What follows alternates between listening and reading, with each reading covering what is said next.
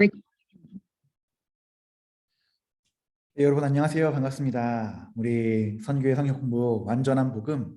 오늘은 제3강 우리 예수 그리스도에 대해서 우리 한번 같이 살펴보고 예수님이 어떤 분이시고 또 왜 예수님이 이 땅에 오셔야만 했는지를 살펴볼 통해 우리의 믿음을 다시 한번 점검해보는 귀한 시간이 되었으면 좋겠습니다. 우리 한번 예수 그리스도에 대해서 살펴보도록 하겠습니다. 자, 예수 그리스도에 대한 약속과 예언은 구약 성경과 신약 성경을 하나로 묶는 매우 중요한 주제입니다. 구약 성경은 메시아께서 이 땅에 오셔야 하는 이유와 오실 메시아에 대한 약속으로 이루어져 있으며, 또한 신약 성경은 메시아의 오심과 그 약속의 성취, 그리고 다시 오실 메시아에 대한 약속으로 이루어져 있습니다.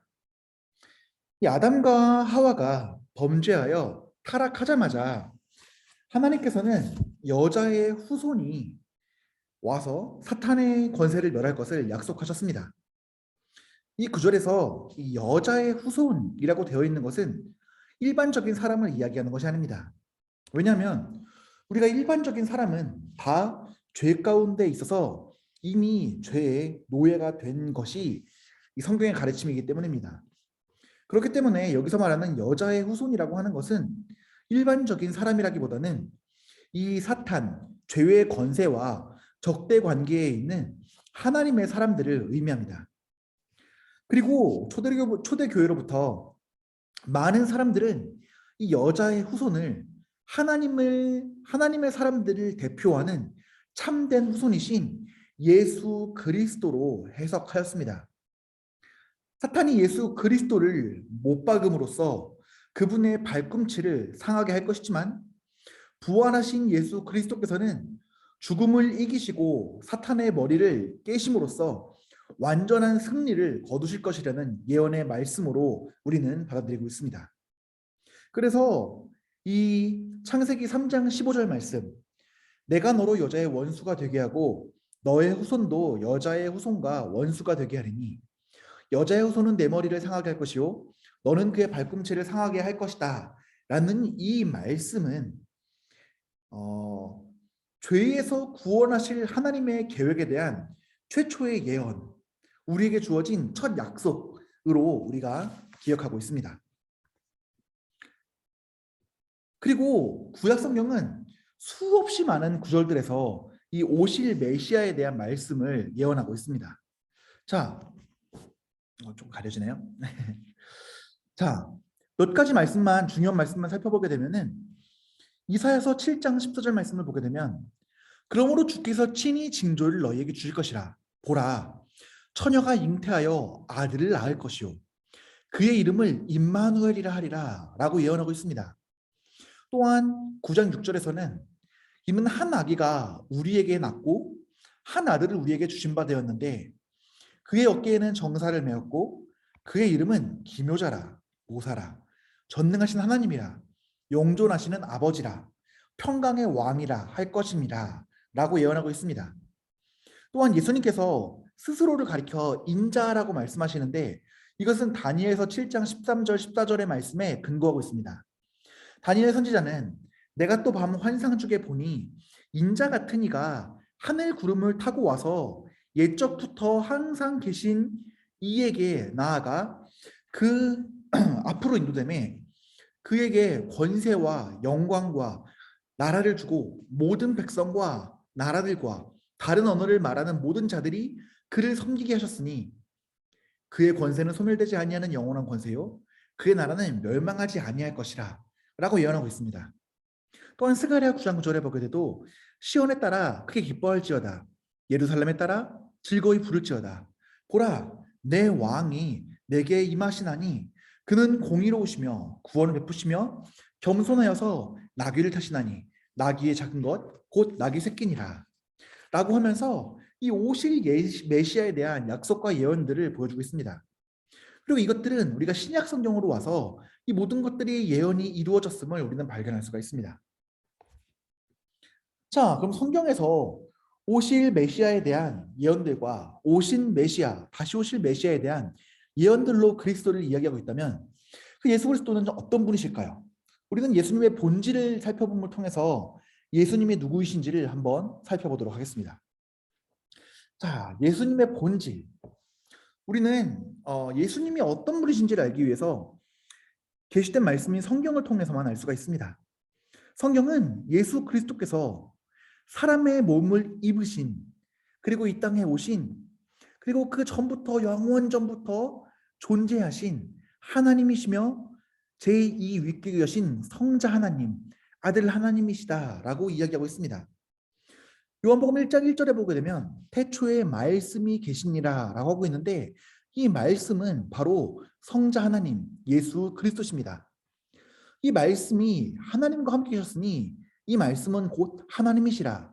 그렇기 때문에 성자 하나님께서 성부 하나님과 성령 하나님과 함께 계셨지만 그분의 본질은 한 하나님이시며 세상이 지어지기 그 전부터 영원 전부터 함께 계셨다라는 것을 이야기하고 있습니다.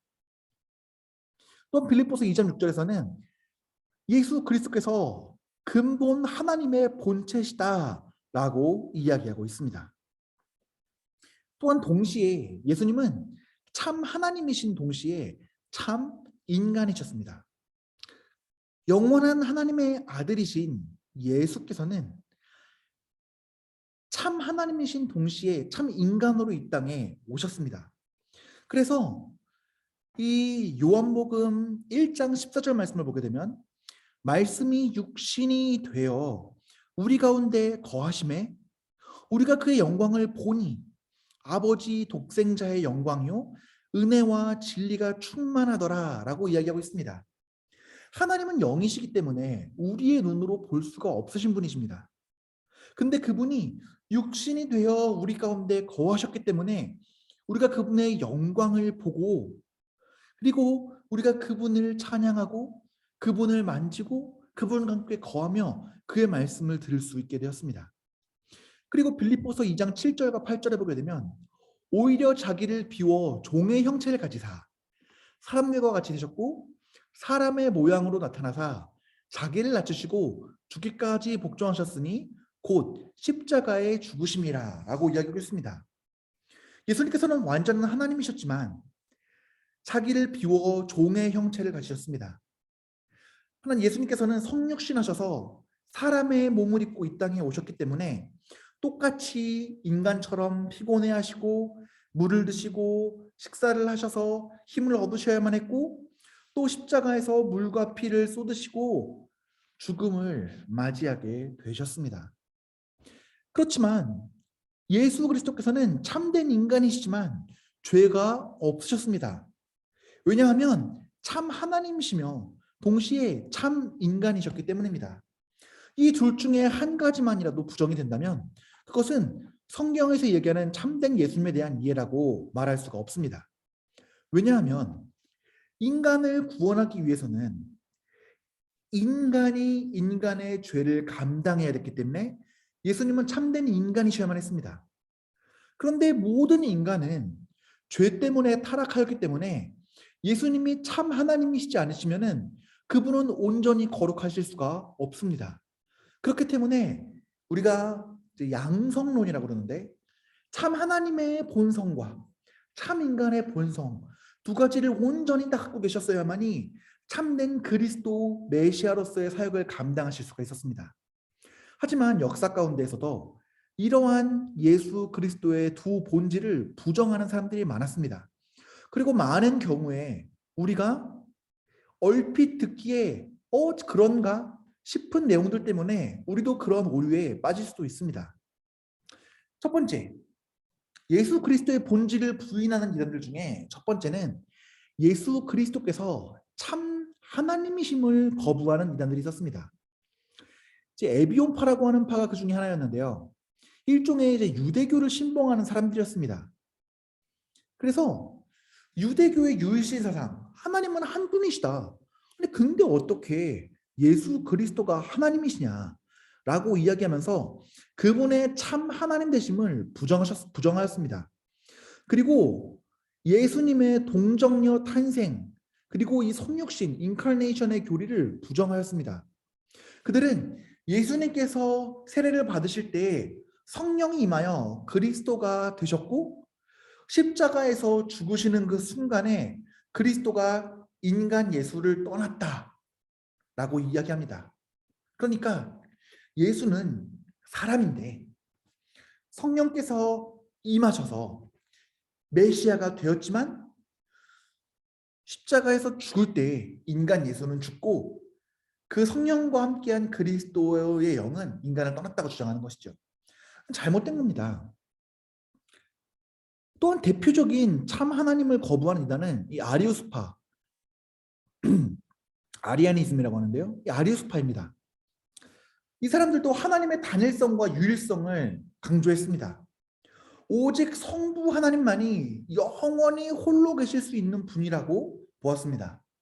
그리고 성자 하나님은 창조 이전에 가장 먼저 창조된 존재로 온 만물이 지어지기 전에 창조된 첫 번째 존재다.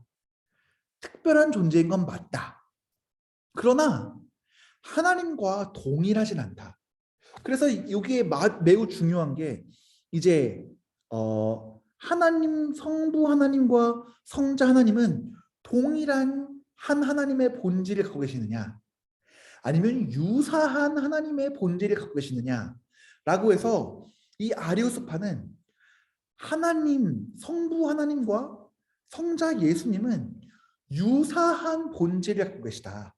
하지만 동일하지 않다. 온 세상을 창조하기 전에 가장 먼저 창조된 피조물이기 때문에 성부 하나님과 매우 유사하지만 하나님이실 수는 없다 라고 주장하였습니다. 그래서 이들도 이단으로 정죄되고 올바른 예수 그리스도에 대한 이해가 아니라고 역사 안에서 증거되었습니다. 이렇게 예수님이 참된 하나님이 아니다. 예수님은 하나님과 유사하지만 피조물이다. 만들어진 존재다. 아니면은 예수 그리스도께서는 탁월하지만 하나님은 아니시다. 이런 식으로 얘기하는 모든 주장들은 다 이단입니다. 두 번째로, 예수 그리스도가 참 인간이심을 거부하는 이단들이 있었습니다. 그러니까 예수님이 참 하나님이시면 맞다. 근데 참 인간이실 수는 없다. 라고 이야기한 것이죠. 이 교회 안에 그리스도의 인성을 부정하는 이단들은 많았는데요. 이 영주주의자들, 이제 말시온주의자들, 사벨리우스주의자들, 이런 사람들이 존재했습니다. 이게 가현설이라고 그러는데요. 이제 도세티즘이라고 그러거든요. 그러니까 이들의 중심에는 이원론이 있었어요. 듀얼리즘이 있었어요. 영혼 혹은 정신, 그리고 육체 혹은 물질, 이 두 가지가 갈라진다는 거예요. 이 두 가지로 세상에 존재한다는 거예요. 육체와 물질은 악한 거예요. 시간이 지나면 썩고 추해지고 나빠지는 악한 거예요. 그 물질을 탐하는 것은 악한 거예요. 영은 영원하고 순결하고 거룩하고 깨끗한 것이에요. 그렇기 때문에 이 사람들의 관점에서 봤을 때에는 참 하나님은 온전한 영이셔야지, 그 참 하나님이 이 더러운 육체, 물질로 오셨다? 납득할 수가 없는 것이죠. 그래서 예수 그리스도의 인성은 실제적인 게 아니다. 일종의 환영, 눈으로 보는 환상과 같은 존재셨다. 완전한 하나님이신데 어떻게 육신을 갖냐. 그래서 예수 그리스도께서 십자가에서 죽으시기 전에 예수 그리스도의 신성은 떠나셨다. 왜냐하면 신성은 죽으실 수가 없으니까요. 이렇게 그래서 가현설, 가짜로 나타난, 현현한 주장, 그게 가현설이죠. 그래서 예수님의 인성, 인간은 참 인간이 아니시다. 육체에 가지신 게 아니시다. 눈에 사람들이 보았지만 가짜로 형상으로 나타난 것인 것이다. 라고 주장하는 가현설주의자들이 있었습니다. 또한 이 아폴리나리우스주의라고 하는 게 있었는데요. 이 사람들은 예수 그리스도 참 하나님이시지. 인간의 본질도 있으셨지. 그런데 인간이 온전한 인간은 아니셨어. 부분적인 인간이셨어. 라고 주장합니다. 그들은 두 가지 이유 때문이었는데요. 첫 번째로, 아니 어떻게 두 가지 완전한 본성이 하나로 합쳐지냐. 어떻게 완전한 하나님과 완전한 인간이 하나로 합쳐질 수가 있냐? 그거는 불가능하다. 하나의 완전한 존재 본성이 있고 종속적인, 보다 부차적인 이런 존재가 있어야 이게 하나가 되지. 어떻게 완전한 두 본성이 하나가 되냐라고 주장했습니다. 또한 둘째로 죄는 인간의 의지 안에 있다. 사람의 의지를 갖고 죄를 짓는다. 근데 인간의 자유의지는 죄와 엮여 있다. 왜냐하면 인간이 자기 의지를 가지고 죄를 지었으니까. 그렇기 때문에 완전한 인간의 본성을 가진 곳에는 항상 죄가 존재할 수밖에 없다. 근데 죄 없으신 예수님께서 완전한 인간의 본성을 취하시면 죄가 있으신 건 아니냐. 이렇게 주장하면서 예수님은 완전한 하나님의 본성을 취하시고 인간의 본성 중에서 육체와 직접적으로 관련된 몇 가지 이 영혼의 어떤 그 필요한 부분들만 취하셔서 부분적으로만 이성을 취하셔서 우리 가운데 오셨다 이야기합니다. 이 모든 것은 이단일 수밖에 없습니다. 앞에서 말씀드렸던 것처럼 참 하나님이 아니라면 하나님 외에 그 누가 온전히 타락하지 않고 온전히 거룩할 수가 있겠습니까? 누구든 얘기할 수 있습니다. 천사도 죄가 없잖아요. 근데 성경에서도 천사들도 죄가 없지만 언제든지 죄를 지을 가능성을 지은 존재임들을 이야기하고 있습니다. 인간도 처음 창조됐을 때 죄가 없는 존재로 만들어졌지만 그 인간이 죄를 지을 수 있는 가능성을 가지고 있었죠. 죄를 지을 수 없는 분은 하나님밖에 없으십니다. 왜냐하면 죄라는 것이 하나님을 떠나서 하나님 없이 내가 나의 마음대로 나의 삶을 살아가려고 하는 것이 죄의 본질인데 하나님이 어떻게 하나님 없이 살아가실 수가 있겠습니까? 하나님은 죄를 지으실 수 없으신 분이십니다. 그래서 죄가 없으시기 위해서는 반드시 하나님께서 오셔야만 했습니다. 근데 죄의 값을 감당해야 되는 건 인간이었습니다. 그렇기 때문에 참된 인간의 본성이 없이는 그 인간의 죄를 감당할 수가 없었습니다. 하나님은 다 하실 수 있다면서요. 그런데 그것은 하나님의 공의로우신 성품과 어긋나고 모순되는 것이기 때문에 하나님은 그렇게 하지 않으십니다. 그래서 완전한 하나님이신 성자께서 완전한 인간의 본성을 입고 이 땅에 오셔야만 했습니다.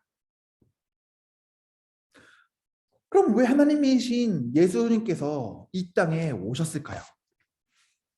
첫 번째로 예수님께서는 자기 백성들을 그들의 죄에서 구원하시기 위하여 이 땅에 오셨습니다.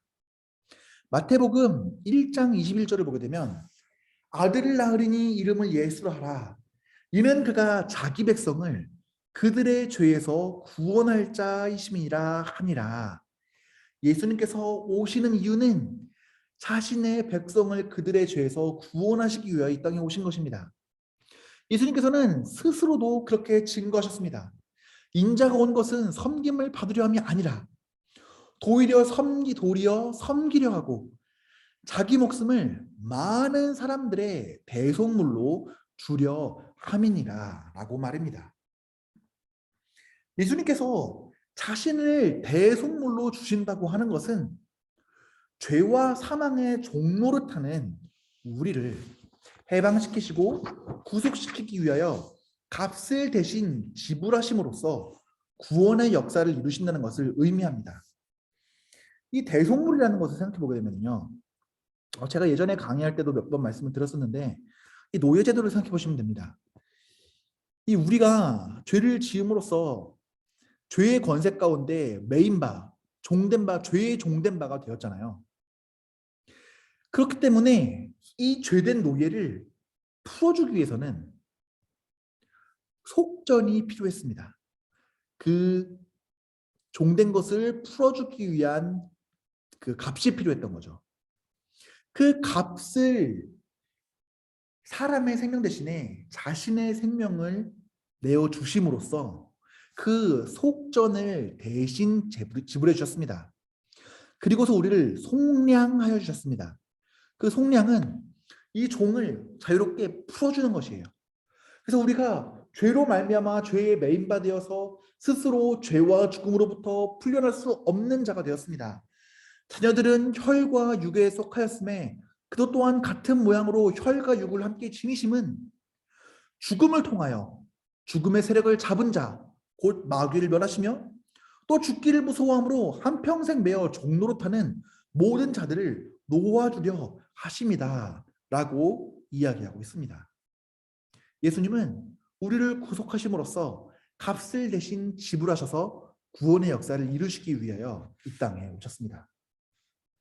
또한 예수님께서는 마귀의 일을 멸하고 하나님 나라를 전파하시기 위하여 이 땅 가운데 오셨습니다.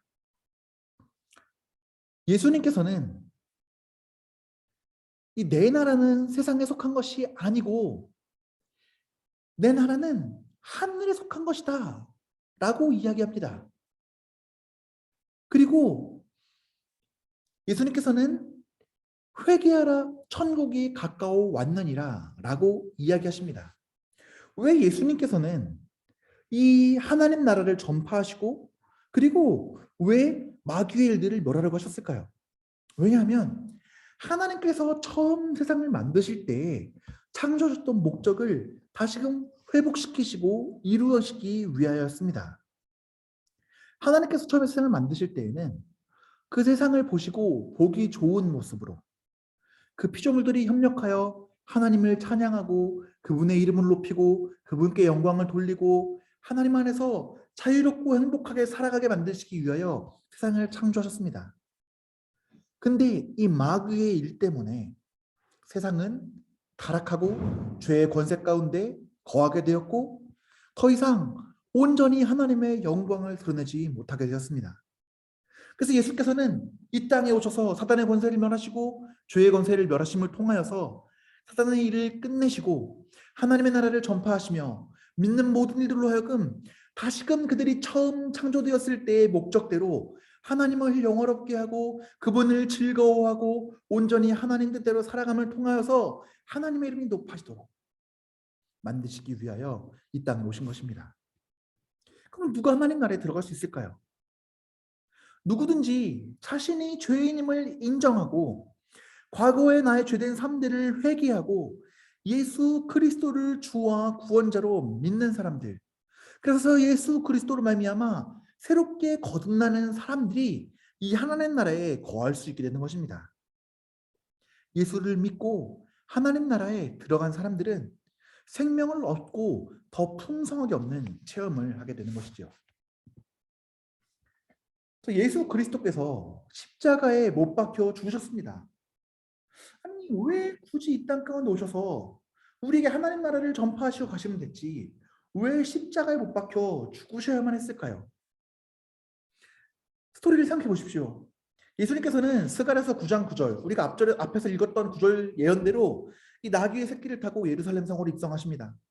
많은 사람들은 환영하며 기뻐하며 노래합니다. 호산나 다윗의 자손이여 어서 오시옵소서. 그런데 예수님은 그들이 기대했던 왕이 아니었습니다. 그들이 기대했던 대로 이스라엘을 부강하게 하고 자신들을 더욱더 영화롭게 하고 자신들을 더욱더 번영하게 하고 정치적으로 강하게 하고 자기를 이끌어줄 카리스마 있는 지도자, 그런 지도자가 아니었습니다. 그래서 사람들은 그분을 향해 돌렸던 영광의 크기만큼이나 오히려 그보다 더욱더 많은 멸시와 모욕과 괴로움을 그리스도께 던졌습니다. 그들이 보기에 예수는 실패자였습니다. 사람들은 그분에게 침을 뱉고 조롱하고 욕설을 퍼부었습니다. 그분을 조롱하며 머리에는 가시로 만든 면류관을 씌우고 온몸에 채찍을 때렸습니다.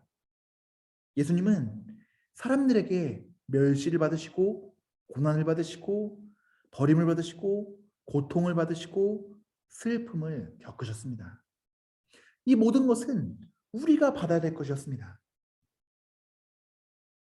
우리가 받을 고난, 우리가 받을 멸시, 우리가 받을 슬픔, 이 모든 것들을 예수 그리스도께서는 대신 겪으시고자 하셨습니다. 우리를 사랑하셨기 때문입니다. 또한 예수님께서는 우리의 죄를 하나님께서 감당시키셨기 때문에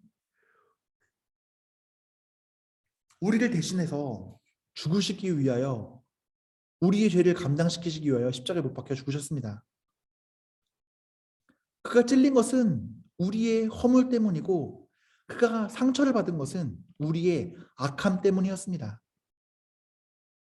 마치 참된 목자가 양 한 마리를 찾기 위하여 자신의 생명을 걸고 어두운 밤중에 양들을 찾아 헤매듯이, 앞을 보지 못하고 스스로 어디 갈지를 모르는, 어디 가는지를 알지 못하는 양들이 어두운 곳을 헤매어 두려워하듯이, 우리는 다양 같아서 각기 그릇 행하여 각자의 길로 갔습니다. 근데 하나님께서는 그런 우리를 불쌍히 여기셔서 우리의 모든 죄악을 그분에게 담당시키셨습니다. 우리의 죄를 대신 지고 가는 하나님의 어린 양으로서 우리를 위해 십자가에 못 박혀 죽으신 것입니다. 우리의 죄에 대한 하나님의 무한하신 진노를 예수 그리스도께서는 그 몸으로 홀로 받으셨습니다. 생각해 보십시오. 예수께서는 영원 전부터 영원까지 하나님과 함께 계시는 분이셨습니다. 근데 그분께서 죄를 대신 짊어지시고 우리 대신 죽으실 때 하나님과의 관계의 단절을 경험하셨습니다. 이것이 우리가 어떻게 그걸 이해할 수 있을까요? 눈꽃만치보다 더 작은, 티끌보다 더 작은 만치라도 우리가 이해해 보려고 애를 써본다면 이런 것과 비슷하지 않겠습니까? 한 아이가 있습니다. 부모가 서로 씩씩거리면서 그 아이를 가운데 두고 서로 싸웁니다. 장소는 법원입니다. 법원에서 두 부부는 이혼하기로 결심했습니다. 둘 사이에는 악과 미움밖에 남지 않고 어떠한 애정과 사랑도 남지 않았습니다. 아이는 이 화내는 두 부모 사이에 껴서 울면서 두려움에 떨며 어떻게 해야 될까 고민합니다. 아이의 엄마가 아이의 등을 밀치며 이야기합니다. 네 아빠한테로 가. 자기에게로 온 아이를 아이 아빠는 다시 돌려 등을 떠밀면서 이야기합니다. 너 낳아준 네 엄마한테로 가. 아이는 그 자기를 버리고 있는 엄마와 아빠의 사이에 서서 울면서 울고 불면서 어디로 가야 할지 모른 채 두려워 떨고 있습니다. 이것이 인간이 고작 몇 년 동안 부모와 유대를 가졌을 때, 그 유대가 끊긴다고 생각할 때 겪는 엄청난 슬픔과 괴리와 고통입니다. 근데 하나님은 영원 전부터 영원토록 한 분이시며 결코 서로를 떨어뜨려 놓을 수 없으신 분이시며 서로가 서로를 진심으로 사랑하실 수밖에 없는, 그것이 그분의 본성이신 분이십니다. 근데 인간의 죄를 감당하실 때 하나님께서는 예수 그리스도와 하나님과의 관계에 깨트림을 경험케 하셨습니다. 이것은 그냥 십자가에 못 박혀서 피를 흘리고 고통을 받으셨다, 그 정도의 고통이 예수 그리스도의 모든 고통이 아닙니다. 그분이 겪으셨던 고통은 하나님과의 관계의 단절의 고통이며, 이것은 우리가 감히 상상할 수도 없는 엄청난 괴로움과 고통이었습니다. 근데 하나님은 거룩하고 공의로우신 분이셨기 때문에 죄를 결코 참고 간구하지 못하시고 반드시 심판하셔야 하시는 분이기 때문에, 하지만 우리를 너무 사랑하셔서 우리를 죽기까지 사랑하시는 분이셨기에 당신의 아들을 돌리셔서 그분을 희생시키시고 그분을 죽이심으로써 우리를 향한 자기의 사랑을 확증하셨습니다. 예수님은 십자가에서 죽기까지 순종하심으로 율법의 모든 요구를 성취하셨습니다. 우리를 고소하고 정죄하는 율법의 저주를 폐하시고 율법을 성취한 자에게 약속되는 영원한 생명을 우리를 위해 획득하셨습니다. 이 모든 것은 우리를 향한 하나님의 사랑이며 우리를 향한 그리스도의 사랑이었습니다.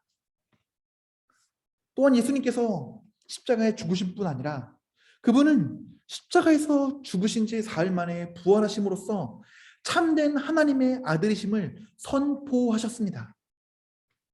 예수 그리스도의 부활은 단순히 예수님이 살아셨다 끝이 아니라 죄의 결과인 그 죽음에 대한 승리의 선포이며 그분을 믿는 자들에게 허락되는 영원한 생명, 그러니까 그분을 믿는 자들에게 허락되는 소망이 되었습니다. 사도 바울이 얘기한 것처럼 예수님께서 만약 부활하지 못하셨더라면 그리스도인들은 가장 불쌍하고 소망 없는 자가 되었을 것입니다.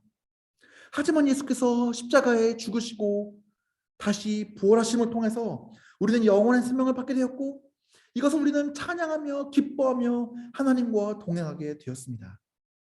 그렇기 때문에 우리는 예수 그리스도의 죽으심과 그 죽으심을 이기신 부활하심 그리고 이것을 통해서 우리에게 주어진 죄사함에 기초하여 우리의 구원의 확신을 가질 수가 있는 것입니다. 이것이 가장 본질적이고 축약된 예수 그리스도에 대한 내용입니다. 우리가 다음 시간에는 이 예수 그리스도로 말미암아 우리에게 주어지는 구원, 우리의 구원이 어떤 것이며 믿음이 어떤 것이며 구원을 얻기 위해서는 어떤 것들이 필요하며 왜 우리에게 구원이 필요한지 구원에 대해서 말씀을 살펴보도록 하겠습니다. 우리 다음 시간에 구원에 대하여 또한 재밌는 주제를 가지고 만나 뵙도록 하겠습니다. 다음 주에 뵙겠습니다. 감사합니다.